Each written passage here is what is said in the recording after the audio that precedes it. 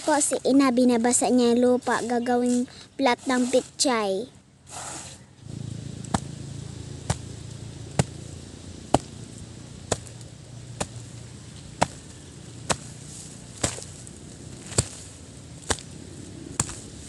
Medyo matigas-tigas na yung lupa dahil summer na. Kaya binasa ko po muna yung lupa ng tubig.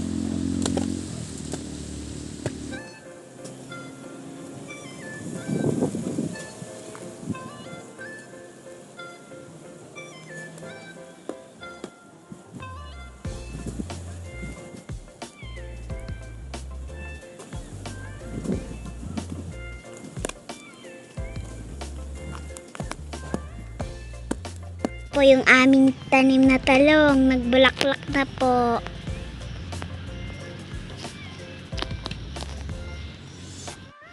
At ang aming kamatis, yan po, may bulaklak na.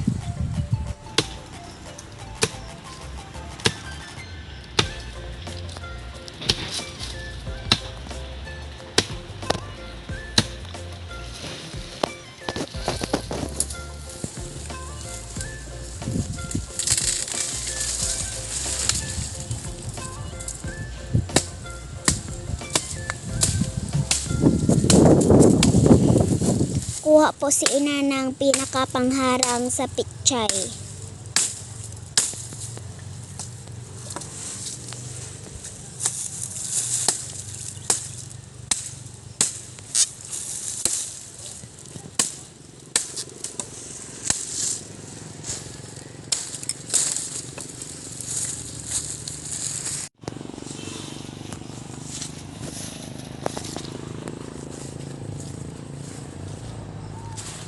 Yan po.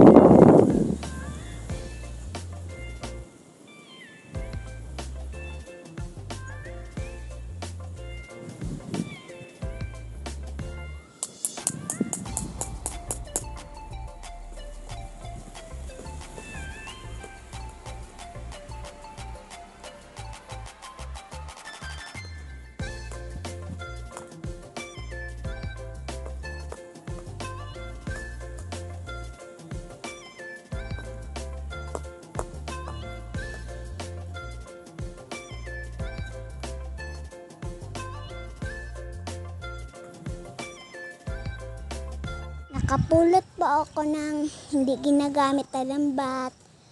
Ipangharang daw ni Ina sa pichay para hindi kayo ng manok at daanan ng aso. Po yung seeds ng pichay. Oh, ang dumi na ng kamay ko. Yan. Ay, bay, ganun nire pala. Buribod, buribod. Ayun, buribod, buribod pala eh. Kung aming pichay na direct yung pagkatanim, lalagyan ko lang po siya ng anti-guyam para hindi kainin ng guyam yung seeds.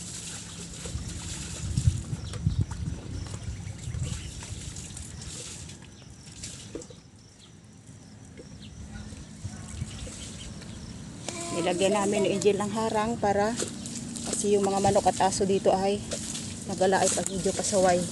So para makasigurado kami na hindi sisirain, ayan, naglagay kami ng pinakang harang. nakakita si Angel nitong nakakalat-kalat lang. At pinulot, may pangharang na kami.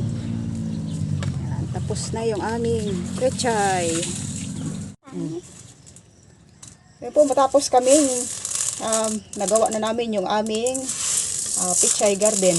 Magluluto kami ng munggo para po sa aming hapunan dahil walang huli po si Mister. Magugulay na lang po muna kami. Yan po, maglalaga si Angel ng aming ulam ngayon, munggo. Kuha po si Ina ng panghalo namin sa munggo.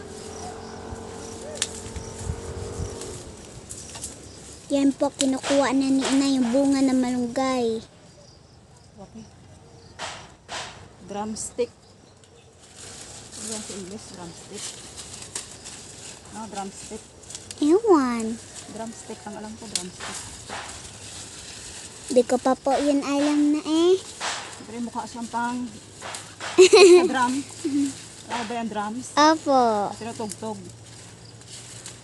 Kahawig niya talaga. Wow. Siguro ito tinawag na drumstick. Ang rami ba? Kuha po kami ng aming gulay, malunggay, dito sa aming likod ng bahay. Malago na po yung tanim kong malunggay, kaya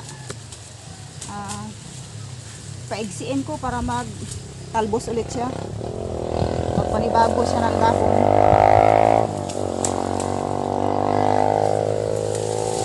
Oo, ito. Yan, ang dami niya ng bunga. Kaya po ay pruningin ko muna yung aming malunggay.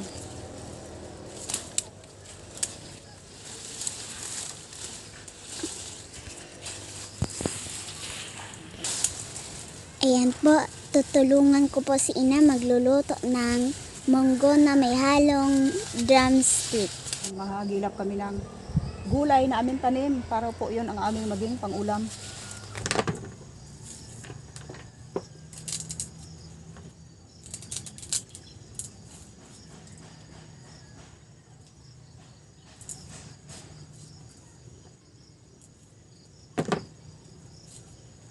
Kabis mo na ah.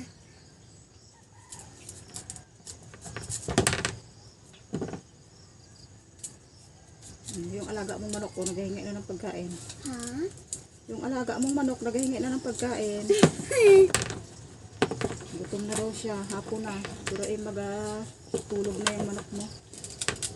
Nagatilaok ron.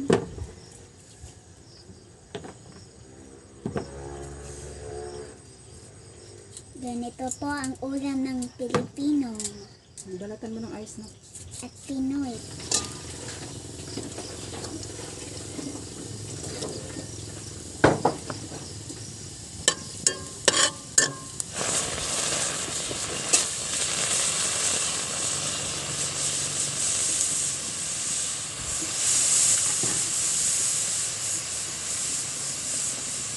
Lalagay ko na po yung drumstick. Bunga ng malunggay. Ito po ay masarap yung bunga ng malunggay. May natural na lasa. Kahit po binawangan lang o bulang lang po ay masarap na itong bunga ng malunggay. Binami ko na.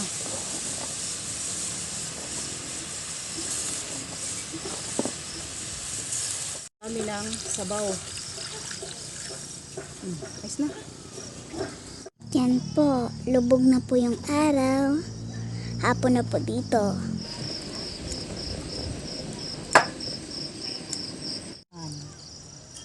Sutanghon. Kasi gusto po ng mga bata pag may munggo ay may sutanghon.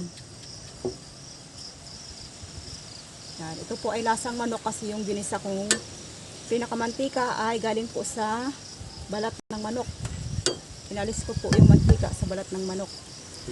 At itinabi para may pang lagay-lagay ako sa gulay. Pang gisa-gisa. Para po ay kahit gulay ay lasang manok din. Yan. At luto na yung aming ginisang munggo na may halong bunga ng malunggay.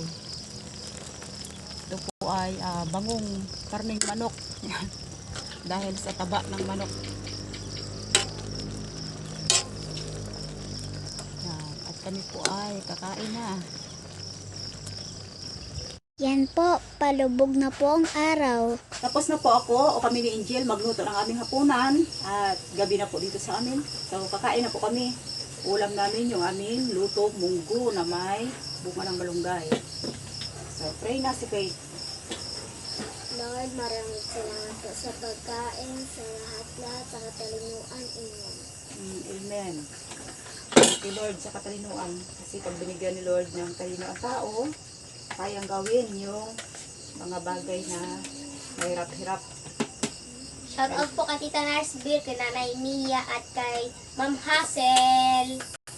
Shout out po sa inyo. Kain po tayo.